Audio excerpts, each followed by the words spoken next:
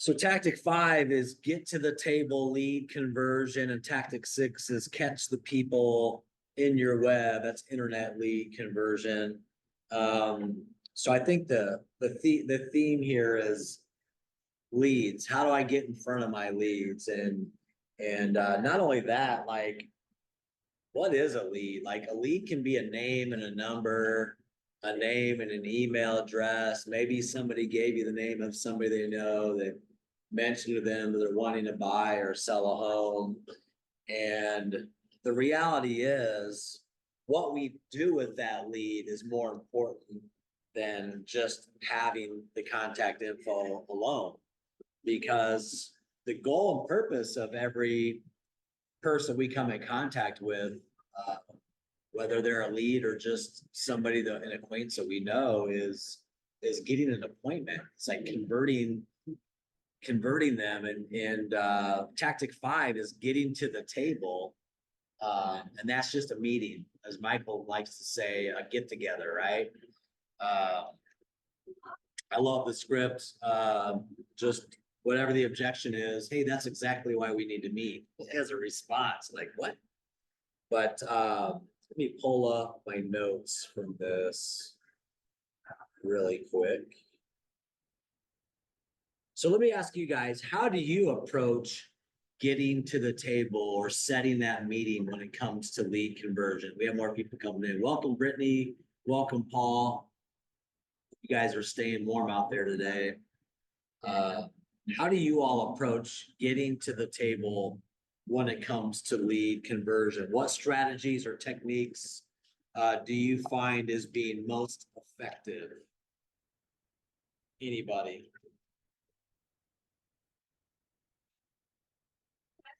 I'm not finding anything successful, so that's why I'm here.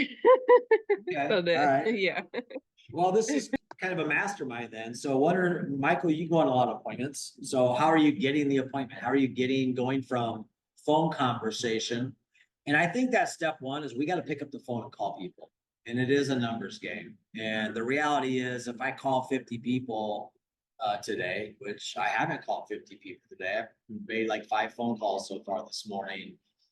And I've set 0 appointments. Now I do have an appointment opportunity, but I need to find out a little more about this property before I'm going to be willing to meet with this particular or potential seller about it.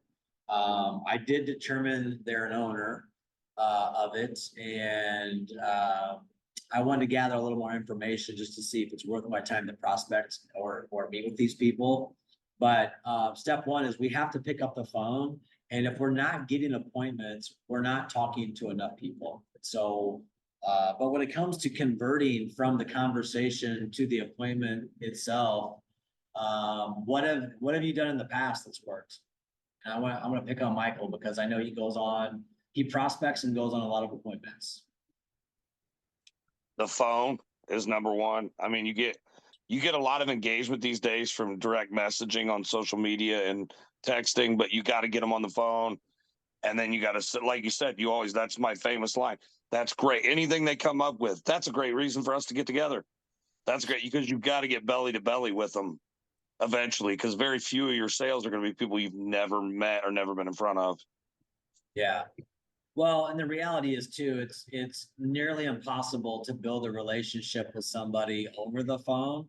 And so in my own experience, in the beginning, I would find myself talking myself out of appointments. And there's no way somebody's going to choose me to help them buy a home or choose me to help them sell their home if I haven't earned the right to do so through building a relationship with. It all comes down to trust. They need to not only know you, but they need to like you, and they need to trust you. The only way that you're really going to build that high level of trust is face to face, belly to belly. So that means you have to get an appointment. And so, trying to think, like, what are some ways I've talked myself out of appointments?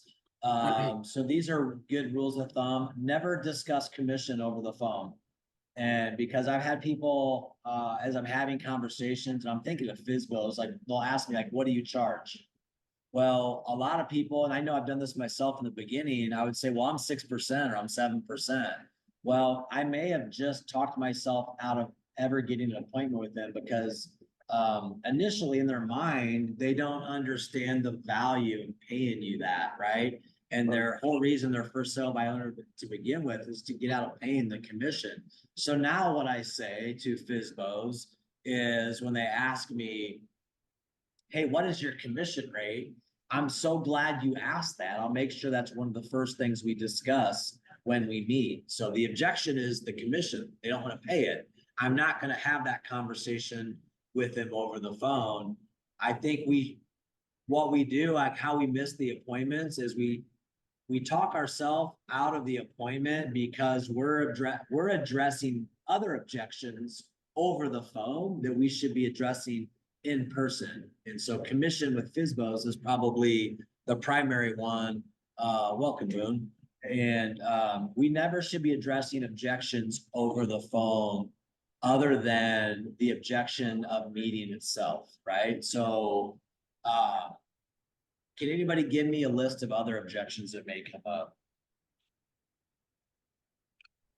And it doesn't have to be a FSBO objection. It could be anybody you're having a phone conversation with while you're doing your lead generation. And I'll just go, hey, man, aren't interest rates, like, I don't want to pay today's interest rate. How would you overcome that to get the appointment? Do you want to discuss interest rates over the phone? I think a lot of us would be inclined to. I mean, I've done it. Like I'm on the phone with a potential buyer, but they're gonna wait because interest rates are too high. Hey, Aaron, I'm just gonna wait, or Michael, I'm just gonna wait for interest rates to come back down. I'm not gonna buy right now. I'm gonna wait for interest rates to come down. So if you know this is a buyer, right, and you want to build a relationship with them, how would you overcome that objection? Or how would you handle that to get the appointment? Well, Aaron, I just did that in a different way, but I had an open house for Michael last week. Yeah. And a couple came in out in the freezing cold with their 2 kids, and I wanted to find out what their timeline was and Yeah. where they currently were before I, talked to them and talk myself out of it. Come to find out they got a March 21st deadline. And I immediately reached out to Brian, and Maggie, the wife, texted me yesterday and said, hey, what other things can you tell us or do for us? We'd really like to know about financing. Well, I had already mentioned some of those programs that lenders can tell them about. So I immediately want to connect them with a lender so they can get the truth currently. And so I connected them with Doug Carroll. And Love so it. Doug and Maggie are working today, and the husband, Ben. And that's how I got out of answering that directly, any objections they had there. Yeah, and you already meet with them. Think about open houses. To me, is one of the best lead gen activities that exist because you're not doing that over the phone. You're meeting people face to face in the product that we really have to offer as real estate agents. Homes are the product in our storefronts, and open houses are an opportunity for each of us to showcase those properties. And is my opinion is open houses is one of the best lead gen activities that exist. The only challenge with open houses in this recent market has been homes sell so fast we don't typically get an opportunity to host the open house. But I think we're starting to see that change. And there's 2 types of people that come through those. It's people that are curious to know what their home is worth, and it's buyers in the marketplace. That's a question I ask everybody that comes into my open houses. I think I went to open houses and not even told people that I've been an agent, and just blows my mind how many open houses I'll walk into and you got an agent sitting at the kitchen counter reading a book. Yep. Like, it's like, wow. And again, like, even when I'm hosting, I don't want to hover over people, but I'm going to engage them as soon as they walk in the door to capture them as a potential lead. So when I catch somebody that comes to the door, hey, I'm Aaron, so glad you're here today. Do me a favor, sign in. My seller is requiring, for security reasons, that everybody signs into the open house. And then also, I just want to let them know that I'm actually here doing my job today. So I give them a copy of the sign-in sheet. And then the next thing I say to them is, hey, in my experience, I've learned that one of 2 types of people come to open houses. It's those that are in the market to buy, and those that are curious to know what their home is worth, which are you. And so by asking that question, I'm able to discern, are they a buyer Are they a seller or are they both? And a lot of times like nosy neighbors come in Right. because they're curious to see what the neighbor's house looks like. But they're also curious to know what their home is worth. So I love it when nosy neighbors come through open houses. So what we're talking about right now is really part of tactic 5. There's a 3-step process here, and it's capture, connect, and close. And so we're talking about capturing leads. If we don't have leads to call, then that's step 1 is building different systems and having a lead generation plan that captures as many leads as possible. And the easiest way to do that is just through our own personal connections, our own sphere. Is we've already captured those people. They're, whether you view them as leads or not, everybody you know is a potential lead, because we all need someplace to live, right? And so the people that you know that aren't homeowners or renting, well, those are buyer leads for home ownership. And then the people that are already living somewhere, those are seller leads for you, you know? So that's always the best place to start with your database, is with the people that are already in your phone's contacts, right? Hey, Aaron, Yes. you talk about capture. I went ahead and got my iPad set up in Command with a /open house thing, and had it sitting Yeah. there so they could log in, and it wasn't an objection. I turned to Ben and said, hey, we're trying to track some of this and make sure the owners know. And he put himself right in there. And it was so awesome to go into the Command app and see Ben Porter with all of his info in there Yes. that I didn't have to load. So, I was Yes. hesitant about Command originally, but I'm amazed at Command and how much improvement they've made. So there's a capture technique that I think is amazing. Yeah, I love that feature as well. You can set up any domain for a property that's listed in the market and turn that into an open house lead capture form. And it puts them right into your database. And then you can begin marketing to them, put them on smart plans, and that's part of the connect. We talk about capture, then the next part of that is connect. And connecting is connecting for the purpose of eventually getting a face-to-face belly-to-belly appointment with them. So what are some other strategies or tactics that you all are using when it comes to lead conversion? What's most effective? What's most effective for you, Michael? You mentioned open houses. I think those are very effective, but what else? Anybody have a group, a networking group, or a club or an organization that you're part of? Like, some people don't view it like, I'm gonna pick on Aaron Boone. I know he goes to the gym. There's a whole group of people that you probably see there on a regular basis. Am I right? Right? There's a camaraderie at the gym because everybody has what interest in common? Their health, taking care of themselves. So there's the common thread. I know my gym days, like some people I know very, very well to this day are through relationships that I built through going to the gym, going to the YWCA back in the day when that was on Wells Street, or going to Spees, or Gold's Gym used to be out Southwest. Like, I have a ton of friends that I know from those different places, just because you go there at the same time every day. Next thing you know, you need a spot or they need a spot. You're striking up a conversation and you start building a relationship. And I think that type of environment or network, people don't always look at that as, hey, there's a networking opportunity here for my business, right? Eventually, as you get to know these people, you're going to ask them, well, what do you do? And they're going to ask you, what do you do? And so to me, that's an opportunity to connect with somebody, put them in your database, continue to build, nurture that relationship. And the reality is everybody probably knows 4, 5, even 6 realtors. You want to be the person that adds the most value to your connections, so that when they decide that they need to buy or sell, they want to invest, that they choose you because you're the professional who's added the most value to them, right? That's all part of connecting.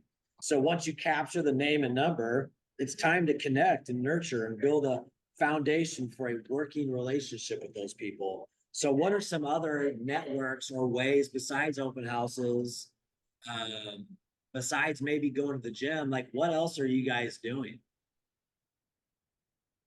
What networks are you part of that maybe you have or haven't even considered, like, oh, I could actually get business from here? Is there anything that comes to mind? Where at? Social media. Yeah, Facebook. That's a good one. How many connections do you have on social media? And are you marketing to those people consistently? Are you sending them messages through Messenger? How many people are you connecting with on a daily and weekly basis through social media? Because that's a numbers game too. Now, those convert less at a lesser percentage. You're gonna have to do more, but you have the platform to scale that in such a way that it's a lot easier for you to send out a message to 500 people or 1,000 people on social media than it is to pick up the phone and call 50 a day, right? Because you can send a lot of times send one message out, make a post, and that could create engagement, right? That's a really good one. What else? Anybody have any others? Where did I go recently? Oh, I went to Wizards World in Huntertown. Does anybody know what that place is?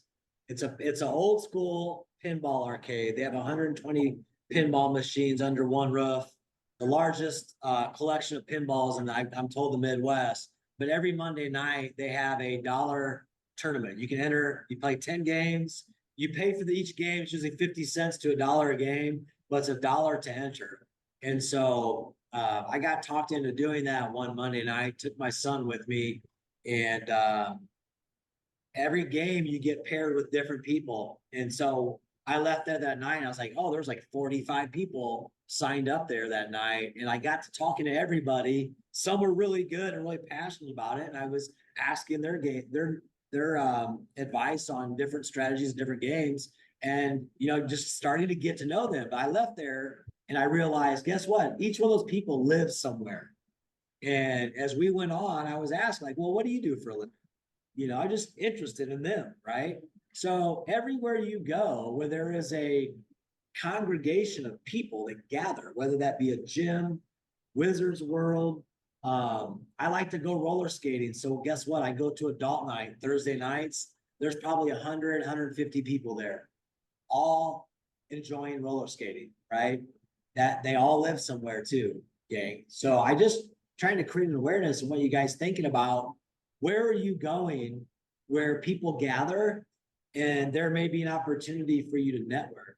And if you're not doing that, I want you to start doing that. It could be church. That's an easy one. If you go to church on Sunday, I know my church, there's probably 500, 600 people there at the church service we go to. And what if you went 15, 30 minutes earlier, stayed later, had a coffee, and just made a friend, or you get involved in a small group or a Bible study there? I know we have agents that get business through their small group at church. So this is all about connecting with people. So first we have to capture them. That means we need to put ourselves in an environment where there's an opportunity for us to capture leads. And then secondly, we need to connect. So what are you all doing to facilitate that within your own businesses? So I haven't actually seen it be fruitful yet, but I'm seeing some positives, I guess. I co-lead a mom group, like a mom meetup at our church. And so a couple women have gotten pregnant and have voiced that maybe they're outgrowing their home, things like that. So I'm seeing the wheels turning, and they're coming to me because we already have this established relationship that went deeper than just, hey, you're a sales or real estate agent. Love that. And how many moms are in that group, Adriana? So every semester we open it up, and at the largest it's been 32, but at least 12 to 16 each time. Wow. I mean, 32, that's a pretty good sized group. I know a lot of BNI, which is business networking groups. A lot of BNI groups aren't even that big. They might be 10, 15 people. Some are bigger. But that's great. And regardless of what that group is, I'm one who always thinks, how can we invite more people? Can we challenge everybody that's currently a member to bring a friend or bring a guest to the next group? And then continually, you guys come back, you're probably adding value to each other through the conversations that you're having. And maybe, a struggle or a challenge that everybody maybe experiences, or it could be, just something really cool or really positive that is helping you win or succeed in life, right? But at the end of the day, it's adding value to others through whatever this group is that gives you the greatest opportunity, I think, to build relationships through it. So keep doing that. Love that. So there's, if you're with me on page 95, there's 6 connection questions that I'm going to read out loud here. And basically this is, it says here, connecting is more than making small talk. Connecting is not, oh, you play golf, I play golf. Golf, golf, golf, golf, golf. Oh, you like dogs, I like dogs. Dog, dog, dog, dog, dogs. It's the intuitive and natural approach that seeks the answer to 6 basic questions that allows them to open up and reveal themselves to you. And this is what we're talking about, is connecting with others, right? Finding commonality. It follows a timeless formula that you are surely familiar with: the who, the what, the why, the when, the where, and the how.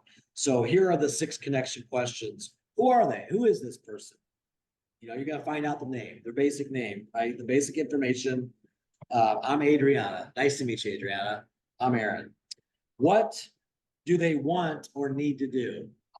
Okay. So what do they want or need to do? Where do they want and need to do it? Why do they want and need to do it?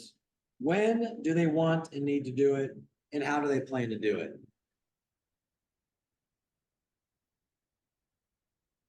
Every group,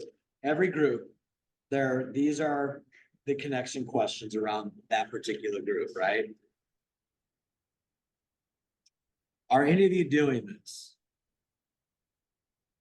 And it's okay. I mean, I think a lot of times, like for me, when I'm making connections, like you just don't even think about it. It's subliminal. It's like almost in the back of your mind. It's like if you generally take an interest and care about people, then who did I meet with the other day? So my brother-in-law has been seeing this new girl, and she's really quiet when she comes around her family, doesn't really talk a whole lot. And so the last time she was there, her name's Angie. I said, okay, everybody's thinking this, Angie, but I'm going to be the one to say it. I said, I want to interview you. She's like, interview me? I was like, yeah. I said, I'm writing a book and I have a bunch of, I said, it's the book's about Angie. And I said, we want to get to know you. I said, so I'm going to interview you by asking some questions. And I could just tell she started squirming in her seat. But you know what's funny is, like, I just started asking her questions. Where did you grow up? Okay. How did you guys meet? What are some of your interests? And what's funny is I got her talking about herself. And then by the end of it, she had opened up and was talking to the whole family more than she ever has. And she's probably been around us 6 or 8 times. And I was like, finally, somebody starts a conversation with this girl. Now we're getting somewhere. And and I think when we left that night, everybody was like jokingly like, okay, you like really direct, but I'm so glad you did that, because we finally got her to open up, start talking, and now we feel like we're getting to know her. I was like, well, it's not that difficult. I've just, maybe I didn't do it in a really natural way, let it flow. I just was like, hey, I'm going to interview you. And she just kind of looked like, what? So it doesn't always have to be that way, but I think in order to get to know somebody, the best way to do that is start asking questions. People will answer your questions and they'll start talking to you. And what happens over time is they're probably going to reciprocate. They're going to want to ask you some questions as well. All right, So I saw, so, oh, yes, go ahead. I just saw it was like somebody, I can't remember the question now, but they had a question that they asked everybody that they met. So just one question, and it wasn't surface level, but it's one question that they ask everyone and gets them talking about either their career or something. So just having that one Ooh. question that you ask everyone to get to a deeper level with them. And it works in networking circles too, where you're like, how's the weather? What do you do? And everyone's like, kind of, I'm an introvert, so it helps me to have something to ask someone when I meet them. Here's a good one for, you guys have all heard of icebreakers, right? You ever done an icebreaker? So this is a really fun icebreaker to do. If you're ever in a group or a networking situation where you don't know people that well, and if it feels like, okay, this is a little awkward because nobody's talking, we're not getting to know each other. It's called Two Truths and a Lie. Has anybody ever heard of that? I have actually. So what you do is you take a piece of paper, everybody gets a sheet of paper, and hey, we're gonna do two truths and a lie as an icebreaker. So what everybody's going to do is you're gonna write down two truths about yourself, and then you're gonna write down one lie. And then when everybody has this done, we're gonna collect the pieces of paper and we'll designate one person to read each sheet of paper. And then once we read them out loud, then the group is going to vote on and decide who is that person, right? And so it's a lot of fun, and you'll learn some really interesting things about people. And then also their personality will come out. So I always try to make mine real funny. And my one of my truths that I think people might think is a lie is I'll write down, in a former life, I used to chase people around in a small circle wearing spandex. Now, right? So most people think that's a lie, but I was a competitive speed skater growing up. So I used to do short track speed skating. I would chase people around in a small circle wearing spandex. So it's actually true. And do I remember Ben doing that? Yes. Yeah. So anyhow, I try to bring a little humor to it. And you'll find out who the funny people are too. So people's personality comes out through the icebreaker as well. But icebreakers are a great way. And then Brittany, if you think of that question, like type in the chat or speak up, because I always love intriguing or great questions that provoke people to think and talk. Love that. It's a good one. So closing, that's the last one here. So we have capture, connect, and then close. And so it says here it's time for closure. You've gotten the name, contact information, and you've successfully connected with the prospect. There's only one thing left to do, that's meet. And so what are some strategies that you all are using to close for the appointment? And I think I kind of went over that, maybe did this a little backwards in the beginning. Not handling objections over the phone, no matter what the objection is. Yeah, we're not going to do anything right now because interest rates are too high, or we're waiting for them to come down. Well, if I had a strategy that would actually that I could show you that would actually make sense for you to buy right now, would you be open to hearing about it? So that would be, to me, be one way to get them intrigued to talk about a close. Well, yeah, why don't you just tell me about it? Well, I'm glad to go over with you when we meet. Are you open to grabbing coffee this Thursday at 9 a.m. or 1 p.m. or better? So my goal from every phone call when I'm talking to a potential leader prospect is to get an appointment. Now, it doesn't always happen on the first call. I remember a FISBO I called for. I did get an appointment right out of the gate, but she wasn't going to list, and then it just didn't make sense for us to meet after that. So she was FISBO for a year. This is a long time ago when people would wait that long, right, to sell their house. But it took me a year to get an appointment with her to where she actually was ready to list. So sometimes you just have to continue to call them. And it depends on the person. Like FISBOs and expires, those are motivated sellers, right? And those people that you're gonna call more often, like, I'm not gonna call my mom or my aunt or my buddy that I went to high school with 9 times just to get a meeting. Like, they're gonna meet with you. And you also know they're not gonna be meeting with you, talking to you about buying or selling real estate every time you meet. But my objective with my friends and my family and past clients is not only to help them when the time is right, but to get consistent referrals from those that are willing to do that. And again, not everybody's gonna be willing to do that, right? Some people just don't know how to do it. They don't feel comfortable doing it. I contacted the guy this morning who decided selling wasn't the best option for him. And so he put a tenant in his house. And I recently saw that he was on my home valuation tool. I use HomeBot. And he's been on there pretty consistently the last couple of months. So I reached out to him and asked him, like, hey, his name's Scott. I said, hey, Scott, I saw you were on our website looking at home valuation tool.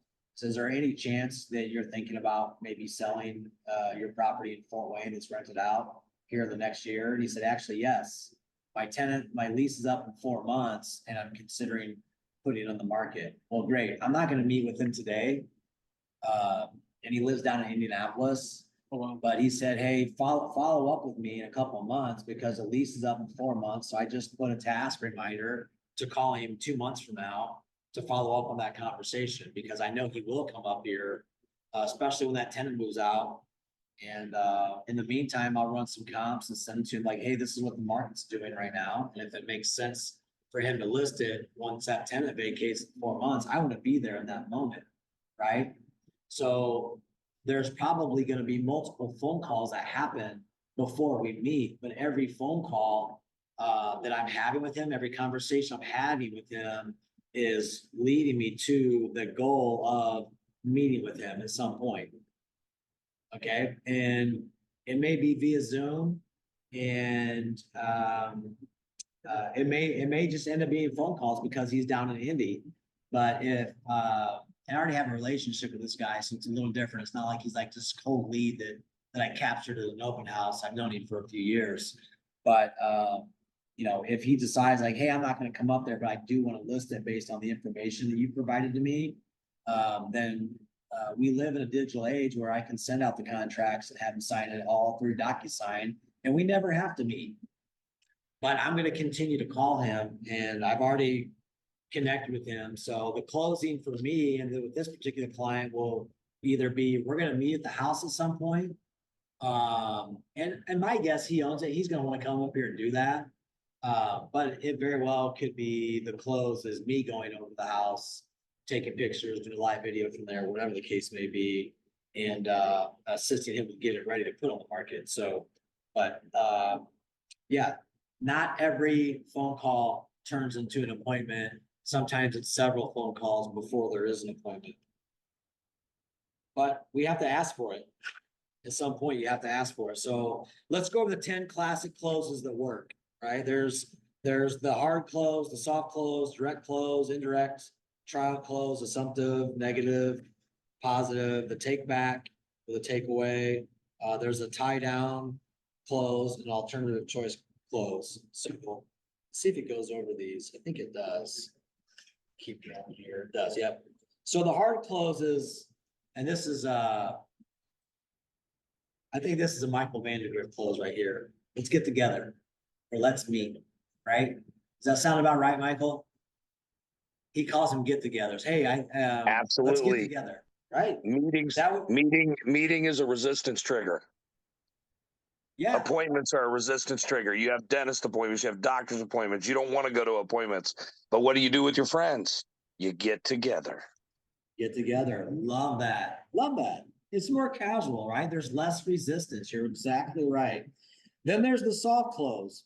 I've really enjoyed visiting with you.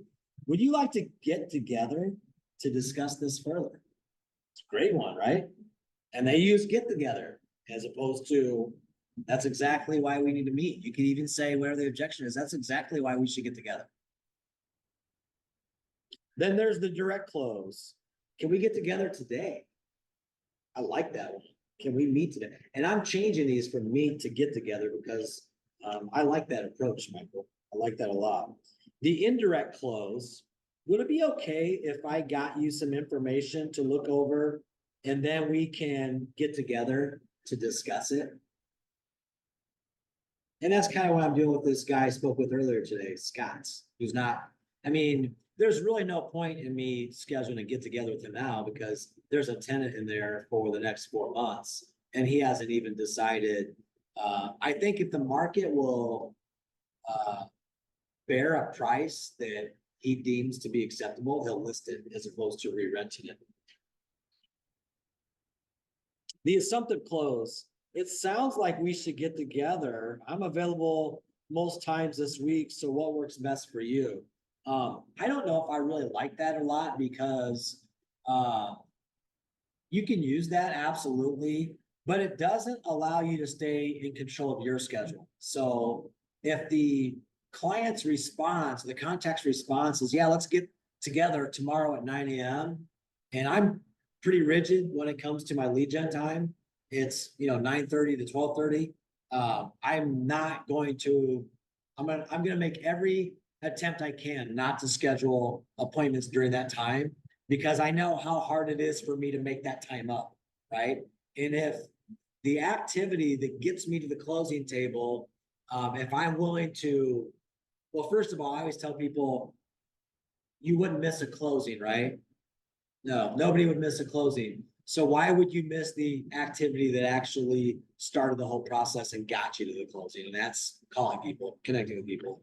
So we should schedule everything around our lead gen time because if we lead gen consistently, just like if you go to the gym consistently, you're going to be fit over time. Your business is going to be fit over time. If you time block for lead generation and you tell your clients instead of the subject close. It sounds to me like we should get together. I'm available. Now you can flip this. It says here in the book, most times this week, but I would say I'm available any day this week at 1 o'clock or 3 o'clock. Which day of those times would work best for you? Yeah. So I actually have a appointment. It says appointment slot 1, appointment slot 2, and appointment slot 3 on my calendar, Monday through Friday. And I do my other stuff, the high priority stuff, which is making the calls themselves. So that's calling my database, my sphere, that's calling new leads, and that's following up with people that have raised their hand and said, hey, I'm gonna do something in the future. That's my lead gen plan is new leads, sphere, and follow-up.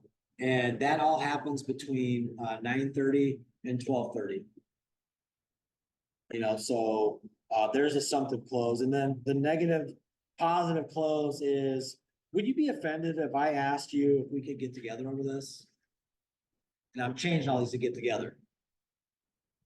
And then the take back, or I like to call this the takeaway, is hey, I've really enjoyed visiting with you. To be honest, I'm not sure if I can help you or not. But I'd be honored if we could get together Wednesday at 1 o'clock to find out. So that's the takeaway. It's like, and it's always includes, hey, I'm not sure if I can help you or not. It's kind of a takeaway, right? Yeah, I'm not sure that us doing business together even makes sense yet. But why don't we get together Thursday at 1 o'clock and just have a conversation? So, that comes across as you're not pushing, you're not telling them that they should do business with you. You're not trying to sell them on it. You're trying to add value and provide a service to them, but you're not sure if you're a good fit yet. That's going to be the takeaway, right? Or they call it the take back close. And then the tie down is always tie downs always start with this. Wouldn't it make sense, or does that make sense? That's a tie down. So wouldn't it make sense for us to get together for the next day or two? And then number 10 is the alternate choice close. What works best for you? Meaning today, and it says sometime this afternoon or tomorrow afternoon. I like to be very specific because, like I said, I have those time slots on my calendar. They're just available appointment slots for me. So, I would use this script. What works better for you, meeting today at 1 o'clock, or would tomorrow at 2:30 work better? And if they say, well, neither of those, okay, well, I do one appointment slot through the week. I try to be home every weeknight to have dinner with my family by 5:30 or 6 at the latest. But I allow one night a week because I understand people work during the day and they may only be able to meet in the evening or on the weekend. So I have one floating appointment slot in the evening through the week that I will drag from Monday to Friday. And I will allow a client to fill that appointment slot so that I can still put family before business consistently and have a life outside of real estate. So I love the alternative choice close because it makes the client feel like they're in control. And this is exactly what your doctor and your dentist does to you when you call their office to schedule an appointment. Hey, Dr. So-and-so has this available or he has this available. That's the alternative choice close. So any thoughts on any of these? Like, which ones do you guys like? And my advice too is you should be practicing all of these because I think you'll find, like, I know there's 5 or 6 here that I use. I've internalized them. I don't even think about it. It's just whatever comes to mind first and I think is most appropriate for the situation I'm in and the person I'm speaking with. Which ones do you guys use and which ones do you like? Aaron, I have a question, Paul, about the reservation for an appointment and then moving it through the week if you need to, or other ones, obviously, that are up in the schedule. How many of those do you block out? Because I know one appointment a week was something I've heard. What are you thinking as far as blocking out appointments for a week? I have, if I can share my calendar with you guys, I don't know if I can or not here. Monday through Friday, I have, like I said, mine started, I have lunch blocked out from 12 to 1. And then I do 90-minute appointment slots. So from 1 to 2:30, it just says appointment slot 1 and it's green. So green to me means it's available. And then if somebody wants to book that slot with me, hey, I'm meeting with Paul Martin today at 1 o'clock, and then I change it to red. It's no longer available. I change the name of the appointment. I just edit the appointment that's already on my calendar. Right. And it's a slot that's available initially. It says appointment slot 1, but then once I book it, it becomes an actual appointment either with somebody or maybe it's like teaching the book club right now. I have blocked out on my calendar every Tuesday from 1 to 2 p.m. for the next 7 weeks. And then my next slot is 2:30 to 4 o'clock. And then I have 4 to 5:30. So I have appointment 1, 2, and 3 available on my calendar Monday through Friday. And then I have one in the evening. And if I pull my calendar up, I want to say it's by default, I have it added on. I think it's Wednesday. It doesn't really matter because I could drag that to any day of the week that I book it. Yep. But when I do that, I will delete another appointment. Okay. Great, thanks. And then Saturday, I have 2 appointment slots. I have one at 9 a.m. for Saturday, and I have one at 11 a.m. So for me, because I would rather focus on listings. I want to meet with sellers because typically they sell, they need to buy, or I refer them if they're relocating. Or if I have a sign in the yard, I can pick up a buyer through an open house or a sign yard call. So I focus on going after listing appointments as opposed to buyer appointments. I want to meet with homeowners that are motivated to sell, and I'll do those appointments on Saturday morning because typically those people are available then. So that's why I have 2 appointment slots on my calendar right now. Now I can move those around, but I would prefer to get listing appointments out of the way before noon on Saturday so that I can go enjoy the rest of the weekend with my family. My goal is to not work evenings and weekends. I did that for years when I was a new agent, when I was a buyer's agent, because as a buyer's agent, when do you go show homes? Evenings and weekends, because that's typically when people are available. So once I flipped to start building a team and became a listing agent, then I handed off all my buyers. They work evenings and weekends. My goal is to have balance in my life. So I try not to work evenings and weekends, be present with my family. So if you have appointments blocked, but they don't fill, do you just do lead gen during those, or are you already blocked for lead gen above that? I will meet with vendors, I will meet with agents. So in my role, because I'll consult with agents on their business. I meet with agents, I meet with vendors, I meet with other business owners. I will lead gen because if I have to, I gotta do more lead gen this afternoon because my kids had a 2-hour delay. Got it. So I wasn't in the office at 9, usually I'm here by 8 o'clock. So I can do a little prep work before 9, have my team huddle and then start making calls after that. So I'll do some lead gen this afternoon, but, or I'll teach a class. Like those slots, I'll let Ben and Lee and Brian know I'm available to teach classes then as well. So they're just appointments that I either schedule with clients, agents, or for the market center to teach something as well. Thanks for the overview. Appreciate it. Yeah, but that's just a way, like, we all can do that. It sounds rigid, but if you talk to any high-performing business person, business owner, or just business person, they follow a schedule. The people at the highest level follow schedules because, you know, the ones that operate in chaos are the ones also wishing like, oh my gosh, I wish I had 2 more hours in each day. Well, and you figure that out and you're going to be a very wealthy person. The reality is we all have the same amount of time. The most successful people have just figured out how to efficiently best use that time and they time block it. So if you want to build a real estate business at the highest level, one of the best ways you can start doing that is to start following a schedule. And I even will say as a bold law, real estate is more about following a schedule than it is about selling real estate.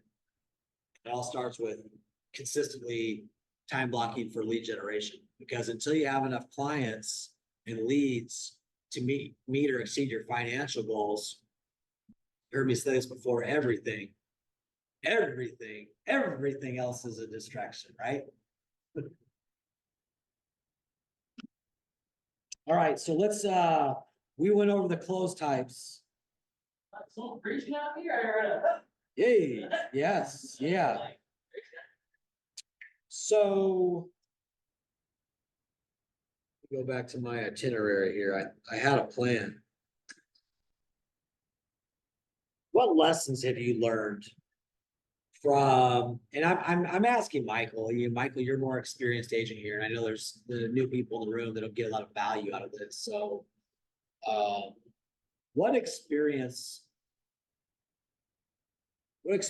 have you learned through prospecting, lead generation, and setting appointments?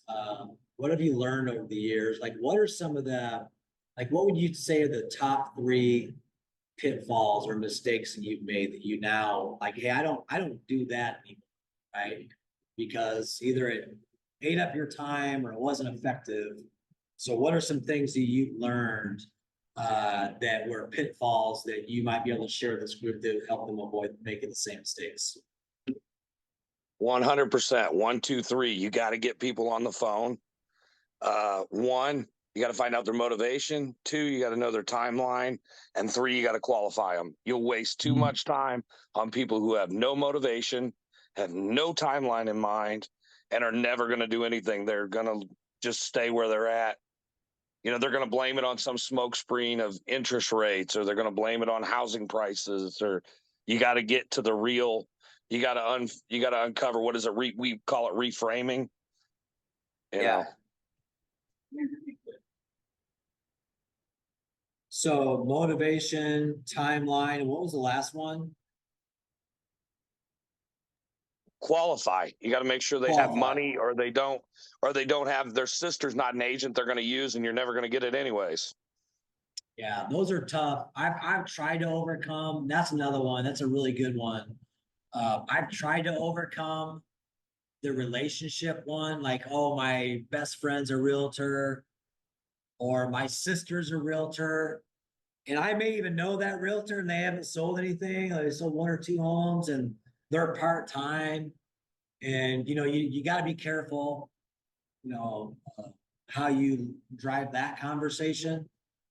But you're going to have a really difficult time overcoming that one, right? And I even used to use a script that, hey, what would happen if that the sale of your home doesn't go well with using them? Would that put strain, or could that potentially damage your relationship? Well, they'll say yes. Like, well, would it make sense for us to meet and you to get a different perspective? And if it didn't go well with me, or I upset you, at the end of the day, we're not brothers, we're not family, then you can eliminate the potential risk of that happening.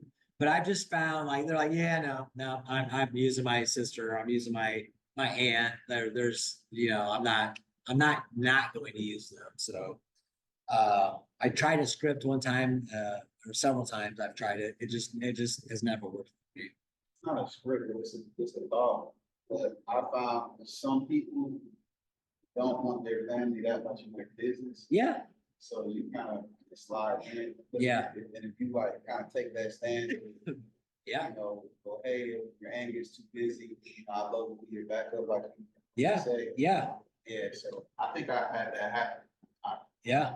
I'd love to be the only other person you'd consider calling if you're going to use somebody else. Now, Tawana was just sharing with me that her aunt used another realtor in town, and kind of it was a situation like maybe her aunt didn't want her to know her business, but I remember Tawana was telling me how hurtful it was. It hurt her feelings, because she has a pretty big network. I think she does a fair amount of business, and I remember her telling me that her aunt is getting ready to do something, or maybe did just do something, and then did use her, because that agent was like, hey, you're going to use me again? She's like, no, if I don't use Tawana this time, that's going to create problems in the family. So, and I get it, man. My brother, Neil Shirk in Northeastern Group was my family's realtor before I got in the business. Like, my whole family used him. And then when I got in the business, I remember Neil being kind of bummed out. But then when my brother went to sell, he still called him. And at the time, I was part-time. I had a lot of energy, but I really had no idea what I was doing yet. And my brother still used me. And there was probably no way that Neil was going to convince him otherwise. So, and looking back is like, Neil probably would have been a better choice for them then, just because he was much more experienced than I was. But ultimately I got the job done. And, it's just hard to overcome that objection of family, or, hey, my best friend, that's always a tough one. So I just, for me, it's a lot easier just because I know this is a numbers game. I'm just going to move on to the next one, and again, if I don't have enough business, if I'm not closing enough deals to meet my financial goals, the reality and the truth is I simply just don't have enough leads. I need to figure out what are some other lead generation pillars, systems, funnels, opportunities that I could implement or execute in my business that will allow me to capture more leads. Whether that be social media. And to me, it just blows my mind today, like open houses, like you are. And I think if you just go sit in an open house and you get 2-4 people coming through, that's not the most effective way to run an open house.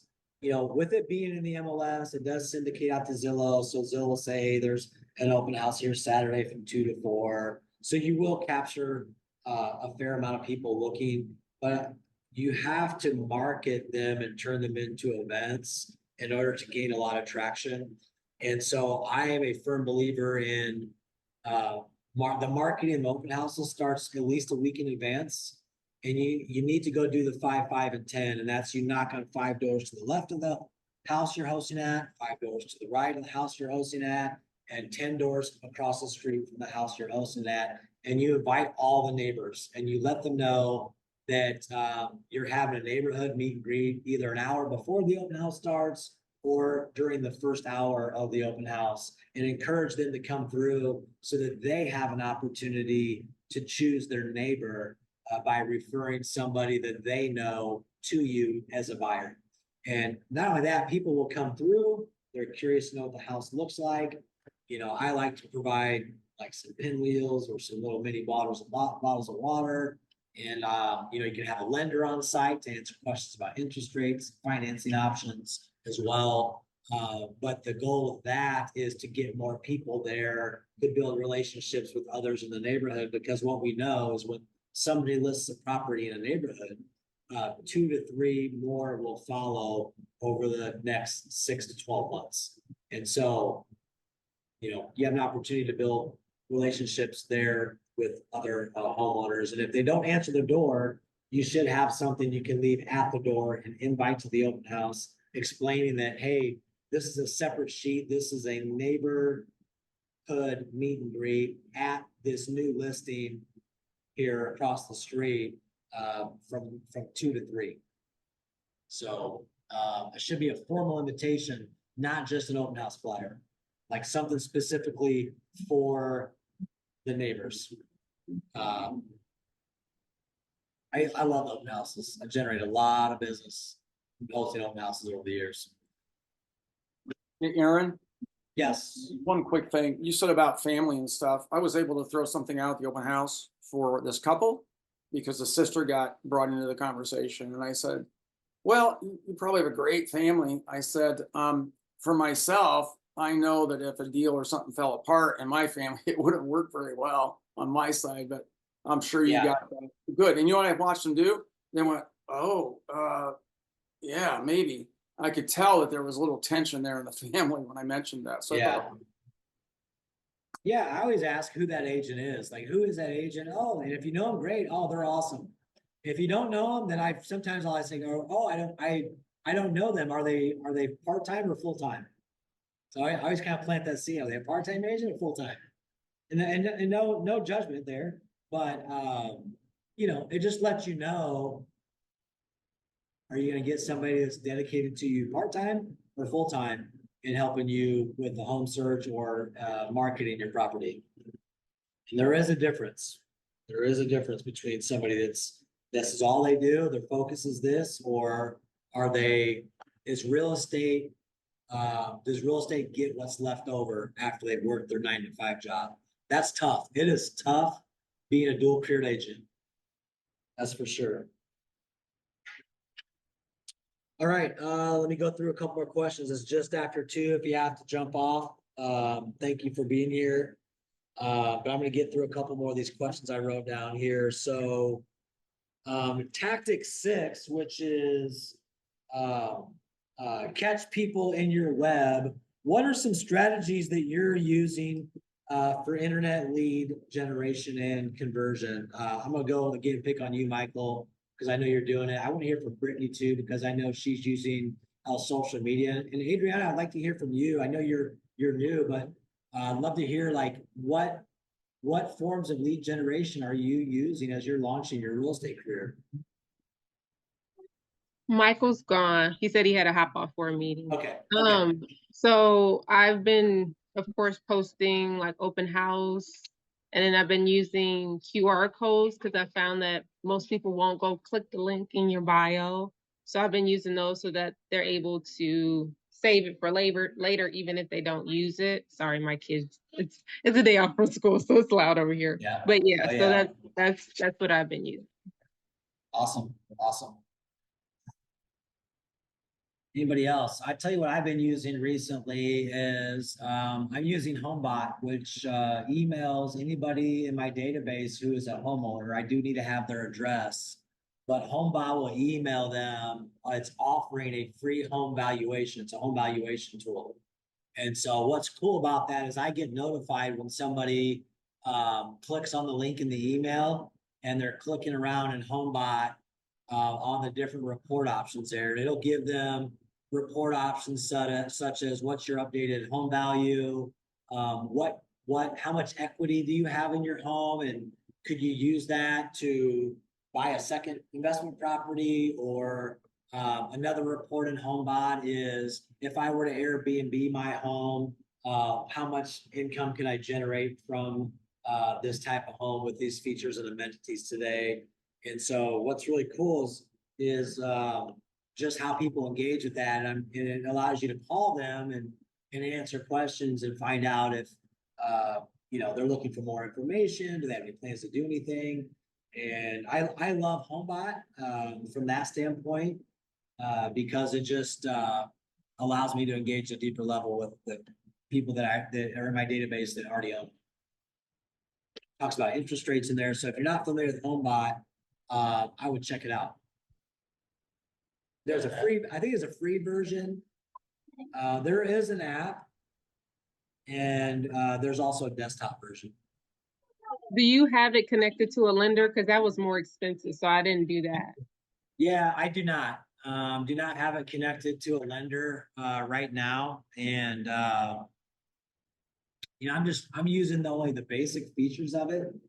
Because all I want to know is who wants to know about their home valuation, because just like with Zillow, right? The Zestimate, like they don't know what the home's worth, but yet people go there and they view that as a reliable source of information. HomeBot allows me to know who's going there and curious about what their home was worth, because nobody's going to be able to provide that more accurately than a realtor. So and I'll call my clients like, hey, I saw you were on my HomeBot valuation tool website. Would you be interested in me sending you some comps and comparables so that I can really dial that in for you?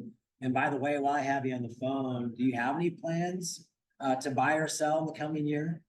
It's an easy conversation, at least for me to have, if I know they're on there looking at stuff.